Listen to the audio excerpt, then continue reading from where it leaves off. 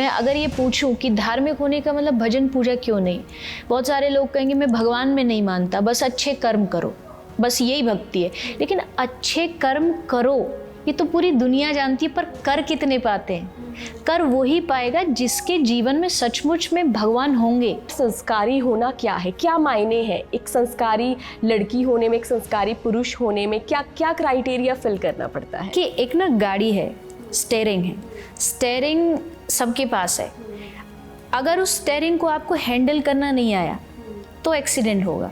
लेकिन अगर आपको पता है कि अब राइट जाना है तो आप राइट जाओगे, आपको पता है अब लेफ़्ट मोड़ना है तो आप उसको घुमा दोगे।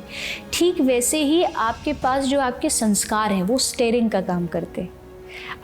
आपको पता है कि यहाँ जाना गलत है, ये करना गलत है, वो आपको आपके संस्कार सिखाते हैं, वो आपकी संस्कृति सिखाती है। आज के रिलेशन क्यों ख़त्म हो रहा है? क्योंकि वहाँ सिर्फ बॉडी और जो लुक्स है उसको देख करके आदमी अट्रैक्ट होता है, वहाँ अंडरस्टैंडिंग नहीं है, वहाँ एक दूसरे के प्रति, एक दूसरे के काम के प्रति रिस्पेक्ट नहीं है। सोने के लिए लोगों को नींद की गोलियाँ खानी पड़ती। आदमी अपने दुख से दुखी नहीं है, दूसरे के सुख से दुखी है। अगर आप बैठ करके बस यही बात करते रहोगे, अरे उसने इतने करोड़ की गाड़ी ले ली, तू तो कुछ भी नहीं है, तो आप वैसे ही बन जाओ।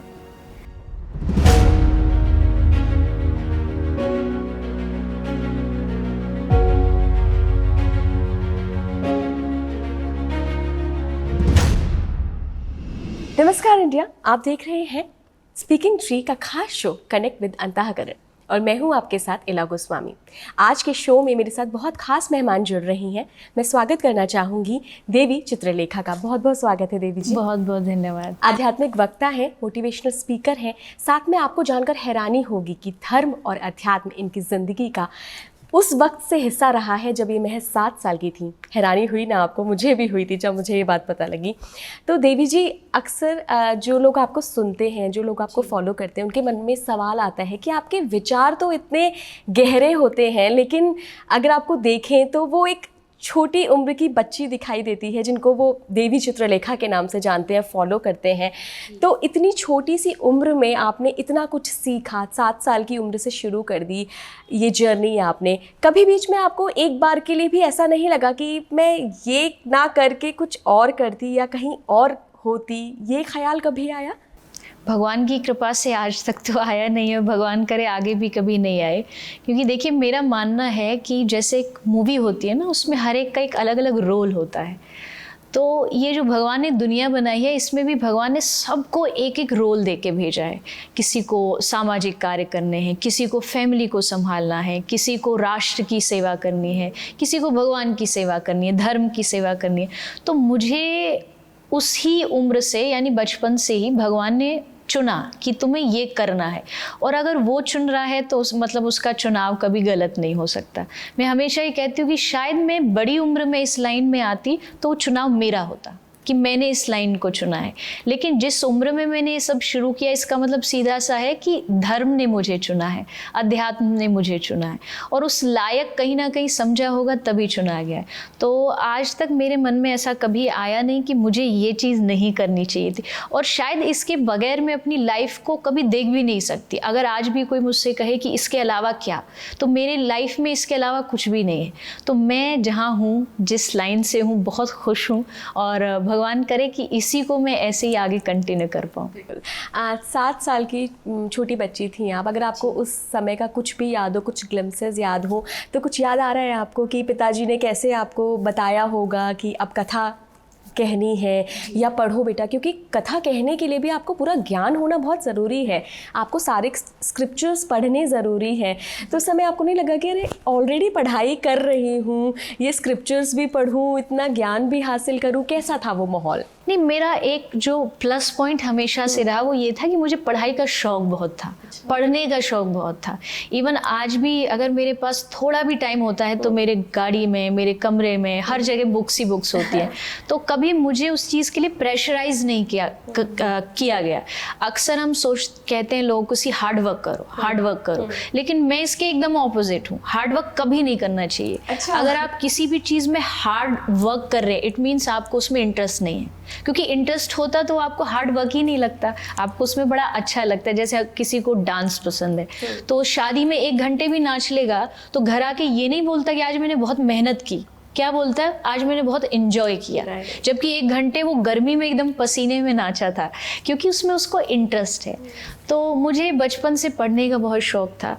हाँ, ये बात मैं झूठ नहीं बोलूँगी, जब मैंने शुरुआत की थी, कथा का आरंभ किया था, तो मुझे बहुत धर्म की या अपने ग्रंथों की नॉलेज नहीं थी। मैंने जो भी शुरू किया सुन के शुरू किया, क्योंकि 7 साल का बच्चा पढ़ भी नहीं सकता अच्छे से। तो मैंने ज़्यादातर जो भी अडॉप्ट किया बोलने के लिए, वो लोगों का सुना, संतों का सुना, महापुरुषों का सुना। मेरा जन्म ब्रज में हुआ है, तो ये तो संतों की भूमि है। यहाँ हर बच्चा जो है वो बचपन से ही कुछ ना कुछ भजन कीर्तन गाना उसको आ ही जाता है। तो इस कारण से मेरा जो बचपन है वो भक्ति से ही जुड़ा हुआ था। और कथा मैंने 7 साल के एज से शुरू की। उससे पहले मैंने भजन गाने शुरू किए, फिर एक दिन का प्रवचन शुरू किया, और 7 साल की एज में पहली जो फर्स्ट भागवत है वो की थी। 7 साल की उम्र में? हाँ जी। कैसा एक्सपीरियंस था? लोगों ने प्रेज किया होगा, किसी ने कहा होगा कि अरे ये तो बिल्कुल छोटी सी बच्ची के मुख से भागवत कथा सुन रहे हैं। कैसा रहा था वो? पहले के समय में तो जब मैं बहुत छोटी थी, लोग बस चमत्कार देखने आते थे। अच्छा। कथा सुनना इतना ज़्यादा उनका प्रायोरिटी नहीं थी, ये देखने की एक बच्चा क्या कर रहा है। अच्छा। मतलब ऐसे कैसे हो सकता है कि एक साथ, क्योंकि मैंने जिसे इससे कथा शुरू की थी उस समय एक तो स्त्री मतलब लेडी प्रवक्ता बहुत कम होती थी, बच्चे कथा कर रही है बहुत कम होता था। तो शायद उस दौर की एक दो मुझसे और पहले रही हैं जिन्होंने कथा शुरू किया, अन्यथा उस समय बहुत ज़्यादा ट्रेंड में नहीं था। आजकल तो फिर भी बहुत आ गया है। तो 7 साल का बच्चा कथा कर रहा है, लोग बस ये देखने आते थे। कुछ लोग को यकीन नहीं होता था, मैं पहले वो कीबोर्ड बजाती थी, बहुत बड़ा होता है, तो मैं वो रखती थी। कुछ लोगों ने कहा इसमें इसका कुछ चलता रहता है, ये वो देखती रहती है, बोलती रहती है। फिर मैं एक वाइट स्कार्फ पहनती थी, बहुत समय, ये शुरुआती दौर की बात है। तो लोगों ने कहा कि कान में कुछ इसके लगा देते हैं, वहाँ से सुनता रहता है और ये बोलती रहती है। तो ऐसी बहुत चीज़ हुई, लेकिन प्यार तब भी बहुत मिला, क्योंकि 7 साल में जो पहली कथा थी किसी को यकीन नहीं था। वो एकदम जंगल था जहाँ कथा थी, वृंदावन के पास में गुरुजी ने कराई थी। तो सब डरे भी थे, पेरेंट्स भी थोड़े डरे हुए थे कि क्या होगा, पहली कथा है। तो सब ने एक बात से ये संतुष्टि लगाई कि चलो जंगल है, कोई नहीं आएगा कथा सुनने। लेकिन भगवान की कृपा से 10,000 से ज़्यादा लोग आए और सबने कथा सुनी। बहुत सारी मीडिया आ गई, क्योंकि उनके लिए ये चमत्कार था, और बहुत अच्छा एक्सपीरियंस रहा पहली कथा का। देवी जी, ब्रज से मेरा भी थोड़ा सा जुड़ाव है। तो जब हम छोटे थे तो एक चीज़ हम हमेशा अक्सर बड़ों के मुंह से सुनते थे, जो आपने एक कंठी पहनी हुई है ना चंदन की, कि इसको जो धारण कर लेता है ना वो झूठ नहीं बोल सकता कभी। तो क्या वाकई में ऐसा है?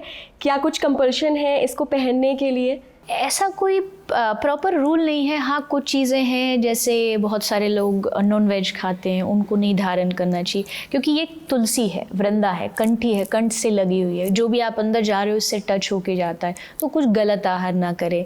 झूठ बोलने की बात यह है कि जब आप कंठी धारण करती है, एक एनर्जी है, ये एनर्जी आपको अपने आप जब मिलती है तो ऑटोमेटिकली आपका गलत चीज़ों से मन जो है वो डाइवर्ट हो जाता है, गलत करने का मन नहीं करता है।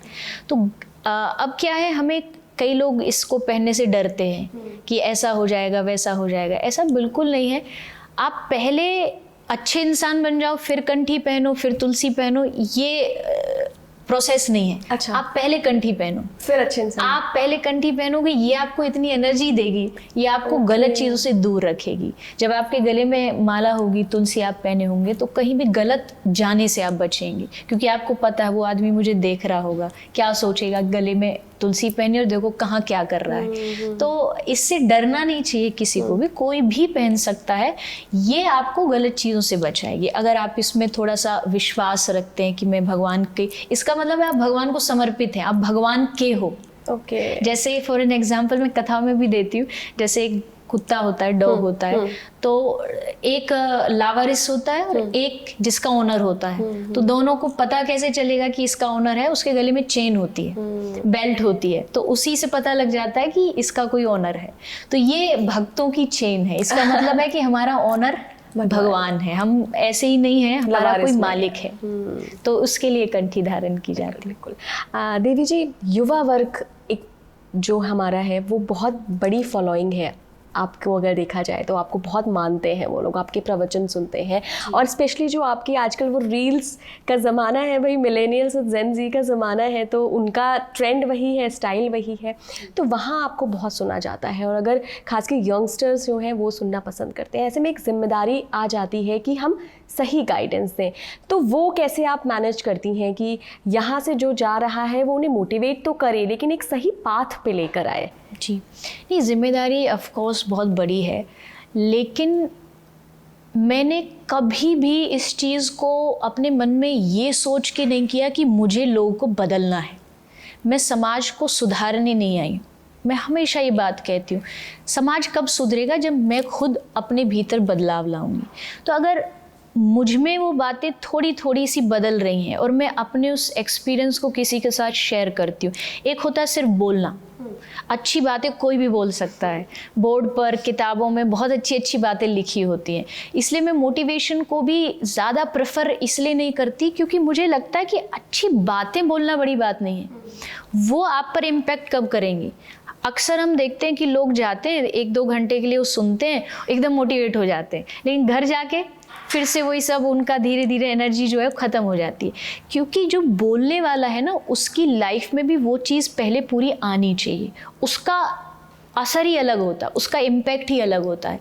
तो मैं हमेशा ट्राई ये करती हूँ, मैं ये नहीं कहूँगी कि 100% मैं परफेक्ट हूँ, लेकिन जो मैं बोल रही हूँ उसका 50% भी अगर मैं अपने अंदर लाके अगर बोलूँगी तो मुझे लगता है वो सीधी बात दिल पे लगेगी और उससे चेंज भी अपने आप आएगा। मैं चेंज करने निकली हूँ ऐसा नहीं, पर मैं अपने एक्सपीरियंस से ऐसी बात बोलूँ, अपनी लाइफ में उसको इम्प्लीमेंट करके बोलूँ, ताकि लोगों के भीतर उसको लेके चेंज आ जाए। यंगस्टर के भीतर बहुत सारे लोग हैं मुझे देख कर के, जैसा आपने कंठी का बोला, वो माला पहनना शुरू कर देते हैं, चंदन लगाना शुरू कर देते हैं, और ये चीज़ें हमें लगता ज़रूर है कि धर्म का मतलब भक्ति नहीं है, बिल्कुल है।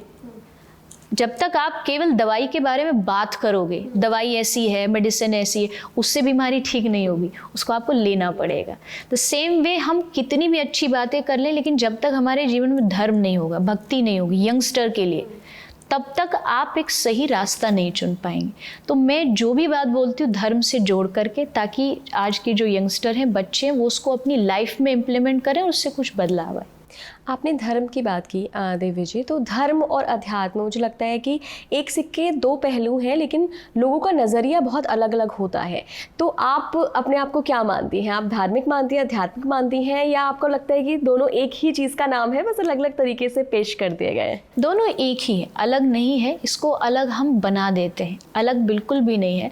देखिए, आध्यात्मिक होने का मतलब क्या है कि आप जिस भी क्षेत्र में हो, आप जिस भी फील्ड में हो, आप वो काम पूरी मेहनत से तो कर ही रहे हो, लेकिन उसके साथ साथ आपके जीवन में आपके संस्कार भी होंगे, आपके भगवान भी होंगे, आपके बड़े बुजुर्ग भी होंगे, आराध्य होंगे। उन सब चीज़ों को जब आप साथ लेकर के चलते हो, तब आप एक पूरा पैकेज बनते हो, तब आप एक धार्मिक इंसान बनते हो। बहुत लोगों को मैंने ये कहते हुए सुना है कि धार्मिक होने का मतलब केवल भजन पूजा करना नहीं। लेकिन क्यों नहीं है? मैं अगर ये पूछूं कि धार्मिक होने का मतलब भजन पूजा क्यों नहीं, बहुत सारे लोग कहेंगे मैं भगवान में नहीं मानता, बस अच्छे कर्म करो, बस यही भक्ति है। लेकिन अच्छे कर्म करो ये तो पूरी दुनिया जानती है, पर कर कितने पाते हैं? कर वही पाएगा जिसके जीवन में सचमुच में भगवान होंगे, तभी उसको वो चीज़ करने के लिए भीतर से एक एनर्जी मिलेगी। मतलब आप ये कह रहे हैं कि आध्यात्मिक होने के लिए एक किसी को मानना, एक एनर्जी को मानना, चाहे वो आप जिस भी फॉर्म में मानो, वो ज़रूरी है। ज़रूरी है। उसके बगैर आप अपने आप को पूरा फील नहीं कर पाओगे। आप बाहर से थोड़े समय के लिए ये मान सकते हो कि हाँ ठीक है, मैं अच्छे कर्म करूँगा, लेकिन उस अच्छे कर्म के लिए आपको भीतर से एनर्जी चाहिए होती है। अदरवाइज़ आज डिस्ट्रैक्शन इतना सारा है, कहीं भी भटक जाओगे। 1 सेकंड लगेगा आपको, आप करते आ रहे हो बहुत कुछ अच्छा, और कोई ऐसी चीज़ आपने देखी, सोशल मीडिया पे देखी, अपने आंखों के सामने देखी, तुरंत फिसल गए। वो फिसलने से जो रोकने का काम करता है ना, वो वही भगवान है। आप उसको एनर्जी कह लो, आप उसको राम कह लो, कृष्ण, आप जिसमें भी मानते हो आप उसको कह लो, लेकिन जीवन में इसका होना बहुत ज़रूरी है। मुझे नहीं लगता इसके बगैर आप कभी भी अपने आप को पूरा महसूस कर पाओगे। इसलिए कोई भी यंगस्टर हो, जब भी आते हैं, मैं उनको हमेशा कहती हूँ पहले अपने जीवन में भगवान को लाओ, भक्ति को लाओ, तब आप इस रास्ते पर चलोगे, तब आपको कोई हिला नहीं सकता। आप फिर एकदम सही रास्ते पर आगे बढ़ते जाओ। थोड़ी सी रिलेशनशिप्स पे बात कर लेते हैं। आपका विवाह हो चुका है, आई थिंक 3-4 साल हो गए हैं जी। तो आजकल हम देख रहे हैं कि रिलेशनशिप्स बहुत बिगड़ रहे हैं, तो उनको पहला तो सवाल मेरा ये है कि उनको आप क्या एडवाइस देना चाहेंगी, क्योंकि आपका खुद पर्सनल एक्सपीरियंस भी है इस क्षेत्र में। और दूसरा सवाल कि सभ्यता और संस्कारी होना क्या है, क्या मायने हैं एक संस्कारी लड़की होने में, एक संस्कारी पुरुष होने में, क्या क्या क्राइटेरिया फिल करना पड़ता है? देखिए, भारत संस्कारों का देश है और यहाँ बच्चे बच्चे में संस्कार जन्म से ही आते हैं, हमें सिखाया जाता है। तो पहली बात जो आपने पहला क्वेश्चन किया कि रिलेशनशिप अनुभव भी है और सभी को होगा। शादी से पहले भी हमारे जीवन में बहुत सारे रिलेशन होते हैं, मतलब माता पिता, भाई बहन, दोस्त। हर एक रिश्ते में सबसे ज़्यादा ज़रूरी होती है दो चीज़ जो मुझे लगती है। पहली चीज़ होती है अंडरस्टैंडिंग और दूसरी चीज़ एक दूसरे के प्रति रेस्पेक्ट। अगर ये दो चीज़ आपकी लाइफ में अपने रिश्ते में हैं तो आप कभी भी कोई रिश्ते को खराब होने नहीं दो। पर लोग तो प्यार के पीछे ही भागते हैं सबसे ज़्यादा कि अरे 100% प्यार है, भले ये समझ नहीं आ रहा है। इसीलिए जिस दिन वो समझ जाएंगे, एक बॉडी अट्रैक्शन एक समय के लिए होता है, उसके बाद वो धीरे धीरे खत्म होता चला जाए। आज के रिलेशन क्यों खत्म हो रहा है? क्योंकि वहाँ सिर्फ बॉडी और जो लुक्स है उसको देख करके आदमी अट्रैक्ट होता है। वहाँ अंडरस्टैंडिंग नहीं है, वहाँ एक दूसरे के प्रति, एक दूसरे के काम के प्रति रिस्पेक्ट नहीं है। वहाँ अगर एक हस्बैंड जॉब कर रहा है तो उसकी जो पत्नी है वो उसके काम को समझे। लेकिन वहीं अगर वो आदमी जॉब पर जा रहा है तो वो आके पत्नी को नहीं कहे कि तू दिन में करती क्या है। अक्सर ये बोला जाता है कि तूने पूरे दिन में किया ही क्या, वह घर का ही तो काम किया। क्यों? क्योंकि उसको उसके काम के प्रति रिस्पेक्ट नहीं है। और जब वो रिस्पेक्ट खो देगा तो दूसरों एक दूसरे में क्लैश होता है, लड़ाई झगड़ा ये सब शुरू हो जाता है। इसलिए मैंने दो चीज़ पहले, जो मुझे लगता है अपने पर्सनल अनुभव से, समझदारी बहुत होनी चाहिए। मैं जिस क्षेत्र में हूँ वो क्षेत्र भी ऐसा है कि यहाँ हज़ारों तरह के लोग मिलते हैं, हज़ारों प्रकार के विचारों के लोग मिलते हैं, अलग अलग, अच्छे भी बुरे भी मिलते हैं। तो यहाँ अगर मेरा पूरा परिवार, मेरे पूरे परिवार में जितने भी रिश्ते हैं, अगर मेरे उस बात को समझेंगे नहीं, अंडरस्टैंडिंग नहीं होंगे, तो फिर घर में झगड़ा होगा। तो अंडरस्टैंडिंग और फिर रिस्पेक्ट होना चाहिए। अगर आप वो करना सीख जाते हो तो किसी भी कीमत पर आप किसी भी रिश्ते को खोएंगे नहीं, चाहे अगला कैसा भी हो। अगर अगला ऐसा नहीं है तब फिर कैसे मैनेज करें? अगला ऐसा नहीं है, देखो कई बार कई चीज़ें जो होती हैं ना, खासकर जो रिश्ते होते हैं उसमें हमारी सबसे बड़ी दुख की जो कारण होती है वो हमारी खुद की उम्मीदें होती है। बिल्कुल, हमें वही रुलाती है। हमें चाहिए कि मैं जैसा चाहता हूँ ये वैसा प्यार मुझे करे, ये वैसा सम्मान मुझे दे, और जब वो नहीं देता तब फिर धीरे धीरे हमारा जो माइंड है वो अपसेट हो जाता है। तो सबसे पहली चीज़ है, हमें उम्मीदें थोड़ी कम रखनी पड़ेंगी। अक्सर यही हमारे दुख का कारण होता है। इतनी ज़्यादा एक्सपेक्टेशंस हम रख लेते हैं सामने वाले में, खुद देते नहीं हैं जितना हमें देना चाहिए 100%, दूसरे पर उंगली ज़्यादा उठाते हैं हर रिश्ते में। अगर उतना हम खुद भी देने लग जाए ना तो दोनों में बैलेंस हो जाएगा। तो इसीलिए सामने वाला इंसान कैसा है वो आप कभी चेंज नहीं कर सकते। सारी दुनिया की लड़ाई यही है आज तक कि सामने वाले को बदलने की कोशिश की जा रही है और वो कभी बदलता नहीं है, और फिर अपना धीरे धीरे माइंड जो है वो डिप्रेशन की ओर चला जाता है। तो ज़रूरी ये है कि आप अपने आप को सही रास्ते पर लेकर के चले, आप अपना 100% दें।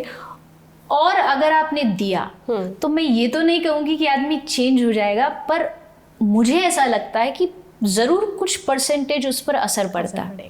उस चीज़ को फील करता है कि नहीं, ये आदमी अगर इतना दे रहा है तो मेरा जिम्मेदारी है कि मैं थोड़ा सा इसके प्रति रिस्पेक्टफुल हूँ। और अगर ये नहीं भी होता है तो देखो, हर रिश्ता इस दुनिया में ज़रूरी नहीं जैसा आप चाहते हैं वैसा हो। कभी कभी कुछ चीज़ों को जो जैसा है वैसा एक्सेप्ट कर लेने में ही खुशी होती है। बिल्कुल बिल्कुल। अगला, संस्कारी होना का मतलब क्या है? क्या अर्थ है संस्कारी होने का? संस्कार, देखिए बहुत सारे इसके एस्पेक्ट्स हो सकते हैं, लेकिन सबसे ज़्यादा ज़रूरी है कि आप जिस वातावरण में रहते हो, आप जिस देश में पैदा हुए हो, आप जिस धर्म में पैदा हुए हो, उस धर्म के कुछ नैतिक मूल्य होते हैं, कुछ नैतिक आधार होते हैं, कुछ फाउंडेशंस होती हैं। वो फाउंडेशंस ही हमें मजबूत इंसान बनाती हैं, वो हमें कमज़ोर नहीं बनाती। आजकल के जैसे बच्चे हैं, अगर कोई सोशल मीडिया पर है, इसका मतलब ये नहीं है कि वो संस्कारवान नहीं है। देखिए, एक ना गाड़ी है, स्टेयरिंग है, स्टेयरिंग सबके पास है। अगर उस स्टेयरिंग को आपको हैंडल करना नहीं आया तो एक्सीडेंट होगा। लेकिन अगर आपको पता है कि अब राइट जाना है तो आप राइट जाओगे, आपको पता है अब लेफ्ट मोड़ना है तो आप उसको घुमा दोगे। ठीक वैसे ही आपके पास जो आपके संस्कार हैं वो स्टेयरिंग का काम करते हैं।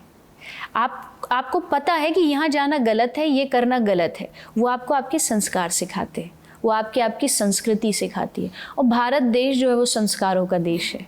इस संस्कारों के देश में आपको पता होना चाहिए सही और गलत का निर्णय जो करना समझ गया वो संस्कारवान है।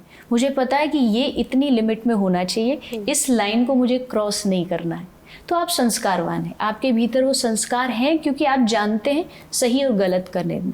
मेरे विचार से जहाँ भी आपको डिसीजन मेकिंग का टाइम आता है, निर्णय लेना होता है, और जब आप सही निर्णय लेने की ओर बढ़ते हैं तब आपके संस्कार वहाँ काम आते हैं।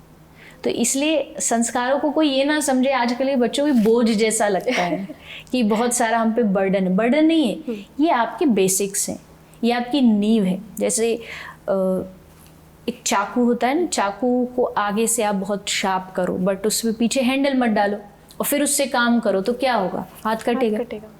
सेम वे संस्कार वो हैंडल है। भौतिकता जो आजकल की है वो आगे से तो बहुत शार्प है। आजकल के बच्चों को कुछ भी पूछ लो, बड़ों को पूछना पड़ता है, बेटा बताना ये फेसबुक में कैसे चलता है। तो आगे से तो बहुत शार्प है लेकिन हैंडल की कमी है, यानी उस संस्कार की कमी है। और वो नहीं होगा तो क्या होगा, खतरा, वो डेंजरस हो सकता है। और वो हो रहा है, गलत यूज़ करना चीज़ों का, टेक्नोलॉजी का गलत यूज़ करना। तो अगर ये हम ठीक कर लेंगे तो मुझे लगता है आप एक संस्कारवान व्यक्ति। संस्कार की इतनी प्यारी परिभाषा मैंने पहली बार आपसे ही सुनी है। अदरवाइज़ बचपन से हम सभी ये सुनते आए हैं कि जो सर पे पल्ला रख रही है या जी साड़ी में है या इंडियन अटायर में है वो संस्कारी है, या जो पुरुष माथे पे तिलक लगा रहा है, कुर्ता पजामा पहन रहा है वो संस्कारी है, जो बड़ों के आगे आँख नहीं उठा रहा है वो संस्कारी है। लेकिन अंदर से भले ही आप जैसे भी हो। बिल्कुल बिल्कुल। हाँ, मैं ये नहीं कहूँगी कि ये चीज़ नहीं होनी, ये भी होनी चाहिए। ये जैसे बाहर से मान लीजिए मैंने एक भारतीय परिधान पहना है, मेरे माथे पे चंदन है, ये हमारा ड्रेस कोड है। जैसे एक आर्मी वाले का ड्रेस कोड होता है, जैसे एक स्कूल का यूनिफॉर्म होता है। तो ये एक यूनिफॉर्म हमारी एक दिखाने का, एक प्रदर्शन करने का तरीका है कि हाँ हम ऐसे हैं। तो ये भी एक हिस्सा है। लेकिन जो मैंने कहा कि आपके भीतर वो जो बेसिक है, जो आपके भीतर जो भारतीय संस्कार है किसी भी चीज़ को लेकर के, अगर वो जिंदा है तो आप एक संस्कारवान व्यक्ति। हमारे दर्शक हैं, उनका सवाल है आपसे स्पेशली करने के लिए आया है वो सवाल कि अक्सर हम दूसरों को सक्सेसफुल देखकर हमारे अंदर वो जलन की भावना क्यों आती है। एंड इट्स वेरी कॉमन, ये लोगों में आ जाती है कि अगर सामने वाले के ने गाड़ी खरीद ली है, भले मेरे पास भी है पर उसने खरीद ली है तो मुझे लगेगा यार इसने कैसे ले ली, इसके पास क्यों है। तो वो भावना को हम कैसे कंट्रोल करें और क्यों आती है आखिर ये भावना? देखिए, ईर्ष्या, इसको हिंदी में जेलसी को ईर्ष्या कहते हैं, और ये एक ह्यूमन नेचर है। ह्यूमन नेचर होना, इट्स नॉट बैड कि आपके भीतर इमोशंस हों। ये इमोशंस में ही आता है, जेलसी हो गया, आप प्यार हो गया, तो ये होगा ही सबके भीतर। आप इसको एकदम से ख़त्म नहीं कर सकते। हाँ, इसको थोड़ी कम मात्रा, ज़्यादा मात्रा, अप डाउन किया जा सकता है। और पहले जो आपने कहा कि सफलता को देख करके जेलसी आती है, जेलसी कई तरह की होती है, लेकिन आपके क्वेश्चंस के अनुसार जो सफलता है ना, उसको देख करके अगर आपके भीतर जेलसी आ रही है, इट मीन्स अभी आप सक्सेस का सही मतलब नहीं समझे।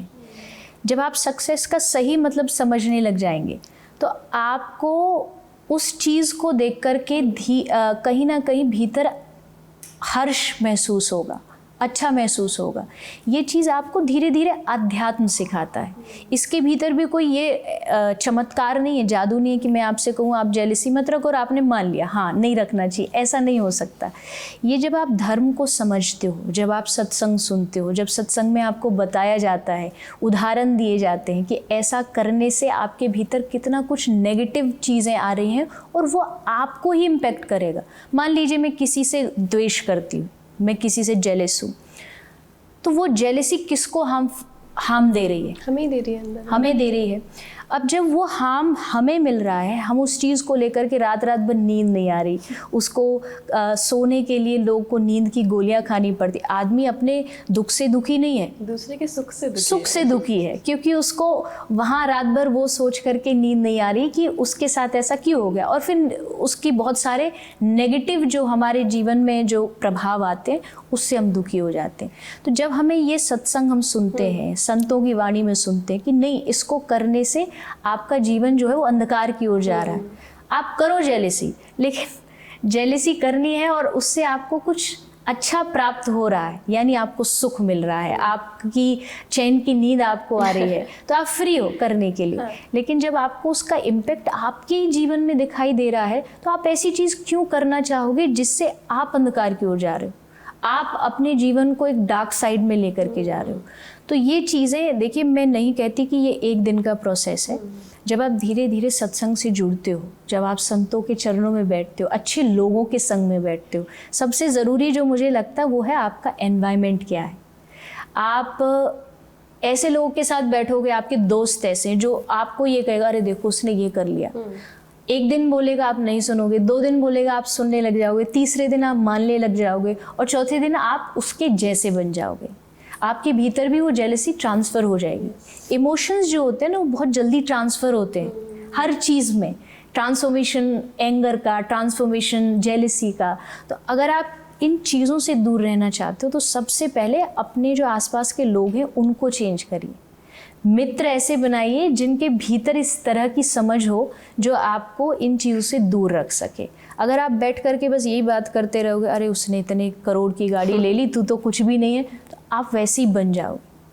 तो इसलिए इन्वायरमेंट बदलो, अपने आसपास के लोग बदलो। बहुत सारे लोग आजकल कहते हैं कि हमारा दिन खराब चल रहा है, समय खराब चल रहा है। मैं कहती हूँ समय नहीं खराब चल रहा है, आपका दिमाग खराब चल रहा है। आपका दिमाग गलत लोगों के साथ चल रहा है। दिमाग को सही करो, लोगों को सही करो, अपने आप आपका दिन भी अपने आप चेंज हो जाएंगे, आपका समय भी बदल जाएगा। तो अगर इसको दूर करना चाहते हो तो अच्छे लोगों का संग होना ज़रूरी है। बिल्कुल, आपने इमोशंस की बात की। अक्सर हम लोगों को कहते हुए सुनते हैं कि अरे ये तो बहुत इमोशनल है, ये तो कुछ कर ही नहीं पाएगा, तो कुछ कर ही नहीं पाएगी। तो क्या इमोशनल होना कोई बुरी चीज़ है? ये भी तो नॉट एट ऑल, बिल्कुल भी नहीं। इमोशन तो हमारे जीवन का एक हिस्सा है। मैं कथाओं में कहती हूँ, जब कथा में हम बैठे होते हैं, मैं चाहती हूँ आप अपने जीवन के सारे इमोशन यहाँ निकाल दीजिए। आप कथा में हंसिए भी, इसलिए कथा सब चीज़ों का मिक्सचर होता है।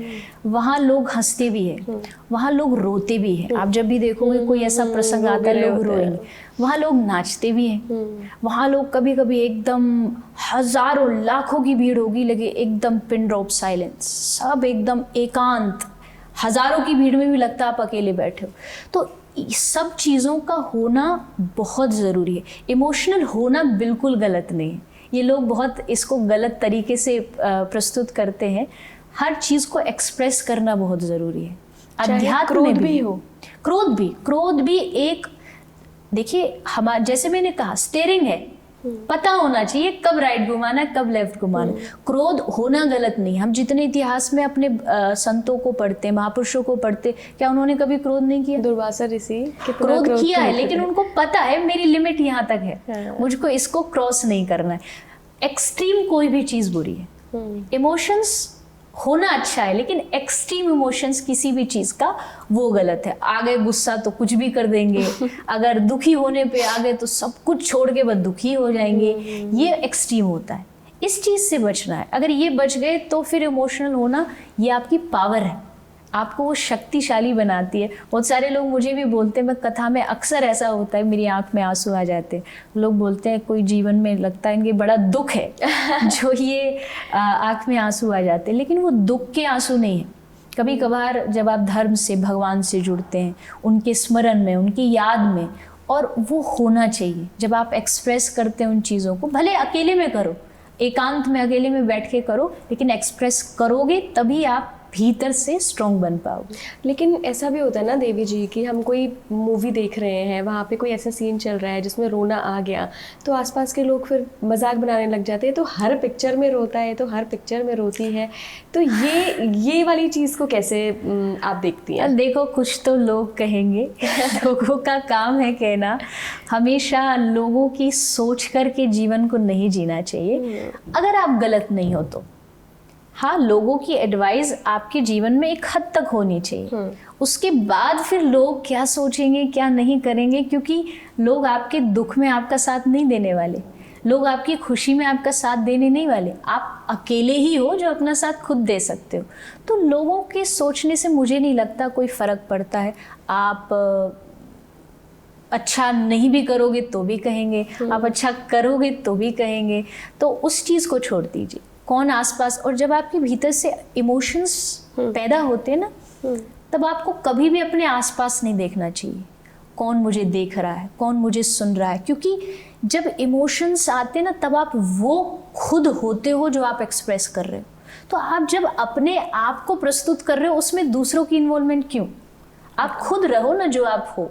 लोगों के सोचने से मैं ऐसा नहीं करूँ, मैं वैसा नहीं करूँ, आप अपने आप को खो देते हो। अपना जो हमारा खुद का जो अस्तित्व है, जो वजूद है, उसको खो देते हैं। और अस्तित्व खोया मतलब सब कुछ खोया। अपने आप को अगर आपने खो दिया तो आपके पास कुछ नहीं बचा। तो इसलिए आप अपने इमोशंस को खुल के हंसना है, रोना है, कभी कभी चिल्लाना है, क्रोध भी है, तो हर चीज़ को बैलेंस में रख के चलोगे तो लाइफ बड़ी अच्छी चलेगी। बिल्कुल जी जी। बात बात पर जो लोग रूठ जाते हैं उनको आप क्या एडवाइस देना चाहती हैं? मैं बहुत सीरियस तो क्या एडवाइस दूँ, बस यही कहूँगी कि भैया एक ही ज़िंदगी है, एक ही जीवन है, इसको इतनी मुश्किलों में मत भर दीजिए कि हर चीज़ में आपको मनाना पड़े। क्योंकि जो बात बात पर उठता है ना, कुछ समय बाद लोग उसको मनाना भी छोड़ देते हैं, क्योंकि सबको पता है इसका तो रोज़ का काम है, ये तो रोज़ करने ही वाला है। तो जीवन एक ही है। होने को तो मैं बहुत सीरियस एडवाइस भी दे सकती हूँ, लेकिन इतना ही कहना चाहूँगी कि जीवन बहुत हल्का फुल्का है, इसको बोझिल मत बनाइए। इसको बोझ बनाओगे तो आपके लिए भी बहुत मुश्किल हो जाएगा, और जो आपके आसपास वाले रिश्ते हैं, जब आदमी ऐसा बन जाता है तो लोग उससे दूरी बना लेते हैं कि अच्छा वो आ रहा है, चलो हट जाओ, अब तो पता है कि ये यही करने वाला है। आप अपने आप को ऐसा बनाओ कि कोई देखे तो उसको समझ आ जाए कि ये आदमी आ रहा, अच्छा अब इसके साथ बैठ करके कुछ देर बातें करेंगे। और वो उसी के साथ कर सकता है जिसको पता है कि ये समझेगा, ये बातों को बहुत ऐसे नहीं लेगा कि किसी भी बात में रूठ जाता है। तो एक ही जीवन है, इसको अच्छे से जियो, खुश होके जियो। ये याद रखो कि आपके जाने के बाद आपको कैसे याद किया जाएगा। लेकिन आपको नहीं लगता कि अच्छाई या बुराई सिर्फ हमारे ऊपर निर्भर नहीं करती, हमारे आसपास के एनवायरनमेंट पे भी निर्भर करती है। कहाँ हम पैदा हुए, किस ग्रुप में हम बैठ रहे हैं, हमें समाज में कौन से लोग मिले हैं, क्या हम उतने फॉर्चुनेट हैं कि हम बहुत वाइज लोगों के बीच में बड़े हुए हैं, या हम नहीं हैं उतने फॉर्चुनेट कि हमारे आसपास का माहौल ही इतना नेगेटिव है। क्योंकि बच्चा तो वो मिट्टी का घड़ा होता है ना, कि आप उसको जैसे ही शेप कर दो वैसा बन जाए। तो अच्छाई बुराई तो इस पर भी निर्भर करती है। बिल्कुल करती है, लेकिन देखिए ये जो आपको परिवार मिला है, जो फैमिली मिली है, जो आपके आसपास के रिश्ते मिले हैं, ये भी आपके पूर्व जन्म के प्रारब्ध से मिलते हैं। आपको जो फैमिली भी मिलती है वो आपके अपने पूर्व के कर्म होते हैं, जिसके द्वारा आपको इस जन्म में कहीं ऐसा परिवार मिल जाए, बहुत अच्छा हो, संस्कारवान हो। बात रही बचपन की, ठीक है, बचपन में हो सकता है कोई ये कंप्लेन कर सकता है कि मुझे नहीं मिला जो मिलना चाहिए था, लेकिन आज तो आप समझदार हैं ना। आज आप अपने रिश्ते खुद चुन सकते हैं। ठीक है, आप अपने माता पिता नहीं बदल सकते, आप अपना परिवार नहीं बदल सकते, आप अपना वातावरण तो बदल सकते हो, आप अपना फ्रेंड सर्कल बदल सकते हो। आज आप जब बड़े हो जाते हो, जब आपके भीतर विवेक आ जाता है, बुद्धि आ जाती है, तब आप ये कंप्लेन नहीं कर सकते कि मेरा एनवायरनमेंट अच्छा नहीं है। अगर नहीं था भी तो भी उस पास्ट को आप बदल सकते हो। अच्छा। आज में बदल सकते हो कि आज मुझे अपना वातावरण ठीक कर लेना है, और अगर आज आपने अपना एनवायरनमेंट ठीक कर लिया तो पास्ट की जो चीज़ें वो रहेंगी, तो थोड़ी तो रहेंगी, लेकिन वो आज का आपका जो संस्कार है, आपकी जो अच्छी आदतें, वो उसे ढक देंगी, वो उसे पूरा कवर कर देंगी। तो ये कंप्लेंट मुझे नहीं लगता कहीं भी किसी भी तरीके से ये सही है। बचपन आपका कैसा भी बीता हो, वो असर तो रहेगा, बच्चों के संस्कार हमेशा रहते हैं, लेकिन अब आपके भीतर समझ है, अब आप अपना वातावरण बदलिए, अब आप नेगेटिव लोगों से दूर रहिए, अब आप अपने वातावरण को पॉजिटिव करिए। ये आपके अपने हाथ में, आप कंप्लेन नहीं कर सकते किसी को भी। बाहर की चीज़ें बदलना भी आपके अपने हाथ में होता है। जहाँ आपको लगता है ये जगह ठीक नहीं है, आप उठ के दूसरी जगह जाइए। ये आदमी ठीक नहीं है, आप उसको छोड़ के दूसरे व्यक्ति के पास जाइए। इतना तो आप कर ही सकते हो। तो सीधी सी बात है, आपके हाथ में। आपकी स्पिरिचुअल जर्नी के दौरान क्या कभी आपने कोई ट्रांसफॉर्मेटिव एक्सपीरियंस देखा है कि कुछ ट्रांसफॉर्म हुआ आपके अंदर, कुछ बदलाव आपने महसूस किया? स्पेशली जो कोविड टाइम रहा, बहुत सारे लोग उसको अच्छा नहीं मानते, पर अगर मैं पर्सनल अपना एक्सपीरियंस कहूँ तो मेरे लिए वो टाइम बहुत कुछ मेरे भीतर चेंज लेकर के आया। कैसे? मेरे भीतर बहुत ज़्यादा एक कहते हैं ना ठहराव, बहुत एक चीज़ों को लेकर के, अपनी कथाओं को लेकर के भी, मेरे जो बोलने का तरीका है उसको लेकर के भी बहुत कुछ मुझे अपने भीतर से फील हुआ कि चेंज हुआ। वो थोड़ा इसीलिए भी क्योंकि उससे पहले मेरा जो जीवन था वो भाग दौड़ में ही बीता। आज भी बहुत भाग दौड़ और रहता है, लेकिन वो जो 1.5-2 साल का पीरियड रहा, उसमें मैंने बहुत ज़्यादा एक परम शांति जिसे कहते हैं ना, एक होती है शांति। शांति तो सबकी लाइफ में थी, लॉकडाउन था, कुछ दिख नहीं रहा था, लेकिन एक होता भीतर की जो अंदर से आपको फील होती है, वो मैंने अनुभव किया। और उसका कारण ये था कि मेरे पास समय बहुत था अपने आप को देने के लिए, अपने विचारों को समझने के लिए, अध्ययन करने के लिए। मुझे नहीं लगता मैंने अपनी लाइफ में इतना कभी भी अध्ययन पढ़ाई की होगी जितना मैंने कोविड टाइम में किया था। और जितना मैंने पढ़ा उतना ही मुझे अपने भीतर चेंज लगा। पहले की मैं बात करूं तो मुझे लगता था कि कथा में लोग अगर हज़ारों आ रहे हैं तो उनको हंसाना ज़रूरी है, वो बोर ना हो जाए ये ज़रूरी है। लेकिन कोविड टाइम ने मेरे भीतर बहुत कुछ चेंज ये लेकर के आया। अब मुझे फ़र्क नहीं पड़ता कौन हंस रहा है, कौन क्या कर रहा है। अब मुझे ये है कि मुझे मेरे लिए करना है, मुझे भीतर से कुछ ऐसा लोगों को देना है कि ये बस यहाँ से मनोरंजन करके ना चले जाएं, एंटरटेन हो गए। मुझे नहीं लगता कि कथाएं या जो भी अध्यात्म से जुड़ी चीज़ें ये मनोरंजन की होती है, बिल्कुल भी नहीं। लोगों ने मान लिया है इसको आज कि बस नाचो गाओ और उठ के चले जाओ, मनोरंजन नहीं है। आप यहाँ से जब जाओ ना, तो कथा से जब आप उठो तो आपके मन में एक थॉट होना चाहिए कि मेरी लाइफ ऐसी जा रही है, टाइम ऐसे ही जा रहा है, मैंने सब कुछ इतने साल ऐसे बिता दिए, अब मैं क्या करूं अच्छा।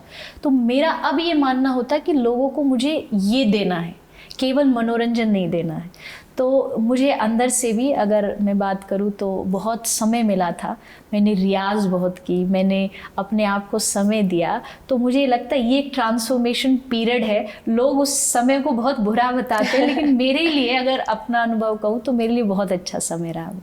आई मस्ट से देवी जी की मुझे नहीं लग रहा था कि इस सवाल का मुझे जवाब मिलेगा, लेकिन आप इतनी ऑनेस्ट हैं कि आपने मतलब उस पदवी पे बैठने के बाद भी आपने एक्सेप्ट की ये चीज़ कि पहले ऐसी थी मैं और ड्यूरिंग कोविड मेरे अंदर ये बदलाव आया। इसके लिए भी बहुत करेज चाहिए, क्योंकि जब आप वहाँ होते हैं ना, तब आप बिल्कुल नहीं चाहते कि सामने वाले को पता लगे कि आपके अंदर भी कोई चीज़ ऐसी थी जो बदली है। ये अच्छा बदलाव हमेशा एक्सेप्ट करना चाहिए, क्योंकि बदलाव ही जीवन है। जहाँ आप चीज़ों को समझने लग जाते हो, चीज़ों को बदलने का भी एक अपना अनुभव होता है, अच्छे के लिए। तो मुझे लगता है कि वो मेरे भीतर आया और मैं उससे बहुत खुश हूँ। मुझे अब जो बोलने में या कहने में बहुत अपने आप में एक अच्छा अनुभव होता है। बिल्कुल। आखिर में अगर आप हमारे दर्शकों को कुछ कहना चाहते हैं?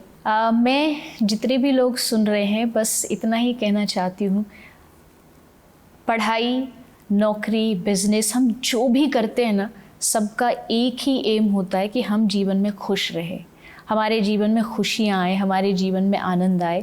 तो वो खुशियाँ हमेशा ध्यान रखिएगा आपको कहीं बाहर से नहीं मिलती हैं, वो आपके भीतर ही हैं, बस उनको खोजने की ज़रूरत होती है। अगर आप भीतर से उनको खोज लेते हैं तो आपको कहीं भी भटकना नहीं पड़ेगा।